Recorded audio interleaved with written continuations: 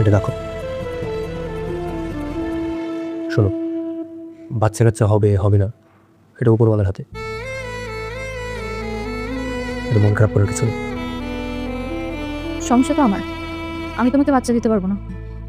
আমি যে তোমাকে বাচ্চা দিতে পারবো না এর জন্য তোমার খারাপ লাগবে না? কখনই না। আমি তো তোমাকে ভালোবাসি, আমাদের 10 বছরের ভালোবাসার সম্পর্ক। তারপর আমি তোমাকে বিয়ে করে আমাদের ভালোবাসার পূর্ণতা পাই। আমাদের চেয়ে বেশি আর কিছু চাওয়ার নেই। আমি শুধু চাই তোমার মুখে সবসময় একটু মিষ্টি হাসি। সারা রাত ঘুম হয় না, তোর ঘরে কোনো সন্তানাদি নাই, এইভাবে আর কতদিন বার করবি? বুঝতে পারছি, এই হচ্ছে তাহলে তোমার অসুখ। মা, বাচ্চা কাচ্চা হওয়া কিন্তু আমার হাতে না, এটা উপরওয়ালা যখন দিবে তখন এমনিতেই হবে।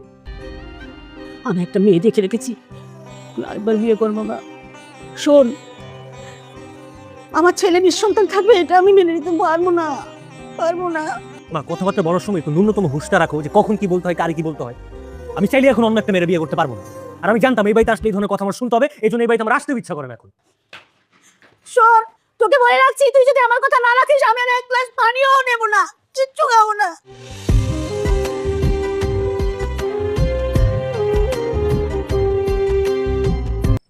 আসসালামু আলাইকুম আম্মা। ওয়ালাইকুম আসসালাম। কেমন আছো বৌমা? আলহামদুলিল্লাহ ভালো আছি। আম্মা, আপনার শরীরটা এখন কেমন আছে? আর আমার শরীর টেনশনে কিছুই ভালো লাগে না, রাতে ঘুম হয় না একদম। আম্মা, এত চিন্তা কেন করছেন?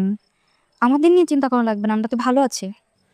না বৌমা না, এখন বলছো ভালো আছো, এখন বুঝতে পারছো না জীবনে একটা সন্তানের গুরুত্ব কতখানি। সন্তান ছাড়া জীবন অসার। সন্তানাদি না থাকলে পুরুষ মানুষের কোনো মূল্য নাই। সবাই তোমার স্বামীকে ছোট করে দেখবে। বলো, তোমার কি সেটা ভালো লাগবে? শোনো মা, আমি বলি কি, তুমি তামিমকে একটু বোঝাও। তুমি বললেও রাজি হবে, ও আরেকটা বিয়ে করুক। না না আম্মা, এটা আমি পারবো না। এটা আপনি কি কথা বলছেন? হ্যাঁ, আমি ওকে হারাইতে পারবো না। আপনি আমার সংসার ভাঙার কথা বলছেন। ও অন্য কাউকে বিয়ে করবে আর আমি ওকে রাজি করবো, এটা কখনো হয়? আমি পারবো না আম্মা।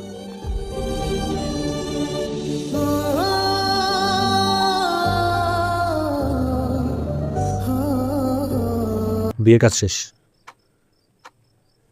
সবার মনের আশা পূরণ করে দিয়ে আসলো, কিন্তু আমি এখানে যাবো না। তোমার মন খারাপ করার কিছু নেই, তুমি খান্না করলে আমি সহ্য করতে পারি না। এরপর থেকেও বদলে যেতে শুরু করলো। সারাদিন ফোনে কথা বলতো। ওর কি কাণ্ডজ্ঞান নাই? হ্যাঁ, ওর বোর ডেলিভারি টাইম চলে আসছে, ওকে নিয়ে ডাক্তারের কাছে যেতে হবে। ও কি কথাটা ভুলে গেছে?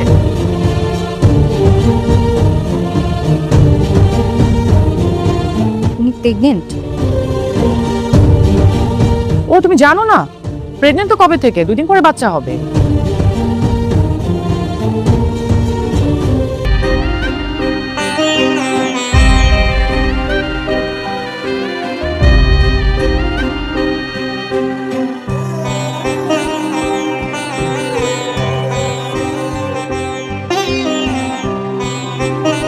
আম্মুটা কি করে?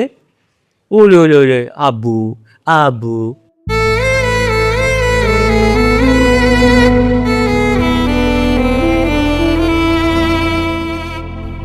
এভাবেই আমার দিন পার হয়ে যাচ্ছে। তুমি কখন আসলা? এ তো মাত্র ভাবি। আচ্ছা, তুমি বসো, আমি মাকে ডেকে দিচ্ছি। মা, আসসালামু আলাইকুম। মা, কেমন আছেন? ও ড্রয়িং রুমে আসলো, আমার থেকে একটু দূরে বসলো। কি ব্যাপার, তুমি হঠাৎ এই বাসায়? তোমাকে দেখতে এলাম। আমাকে? বাবুকে দেখতে আসছি। কিছুক্ষণ পর ওর বউ আসলো রুম থেকে, 6 মাসের বাচ্চা কোলে নিয়ে। বাচ্চাকে ওর কোলে দিল আর ওর পাশে বসলো ওর বউ। কথা বলতে বলতে বাচ্চা নিয়ে খেলা শুরু করলো। তিনজনের মুখে আনন্দ, সুখ, শান্তি স্পষ্ট দেখা যাচ্ছিল। কি সুন্দর একটা মুহূর্ত তাদের। সেদিন আমি আমার স্বামীর চোখে কোথাও নিজেকে খুঁজে পাইনি। আমার 10 বছরের সংসার জীবন কম পড়ে গেছে তাদের এই 2 বছরের সংসারের কাছে।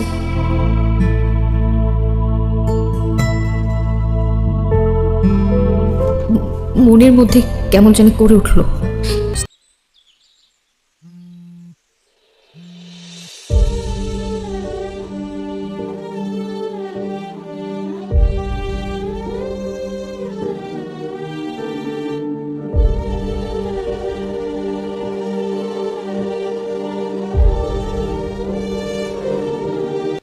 আজই চলে যাবে?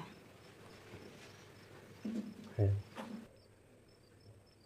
কাল এসে আজই চলে যাবে? 2 দিন থেকে যাওয়া যায় না? বাচ্চাটাকে দিয়ে একা ছাড়া থাকতে ভালো লাগে না।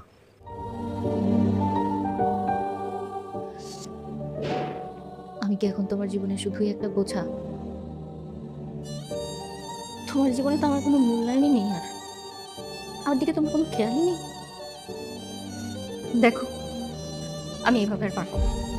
তুমি হয় আমার হয়ে থাকো, নাহলে আমাকে ছেড়ে দাও, আমার মুক্তি দাও। আমি আর পারতেছি না, আমার ভাল লাগতেছে না এগুলা। আমি তো মানুষ নাকি? হ্যাঁ, আমার কি জীবন বলে কিছু নেই? আমার মন বলে কিছু নেই? প্রতিদিন তোমার জন্য অপেক্ষা করতে থাকি, রাস্তায় ধরে তাকিয়ে থাকি, তুমি আর আসো না। তোমার ফোনের জন্য অপেক্ষা করে, ফোনের দিকে আমি তাকিয়ে থাকি, তোমার ফোনটা কখন আসবে? তোমার ফোন আর আসে না। তোমার জন্য খাবার নিয়ে অপেক্ষা করে বসে থাকি, তুমি আসো না। একটা মানুষ কিভাবে এভাবে বাঁচতে পারে তুমি বলো আমাকে? নিজের জীবনের সুখ বেছে নিচ্ছ, আমার জীবন নরক বানিয়ে দিয়ে। এভাবে তো আমি আর পারতেছি না। তুমি আমার মুক্তি দাও প্লিজ।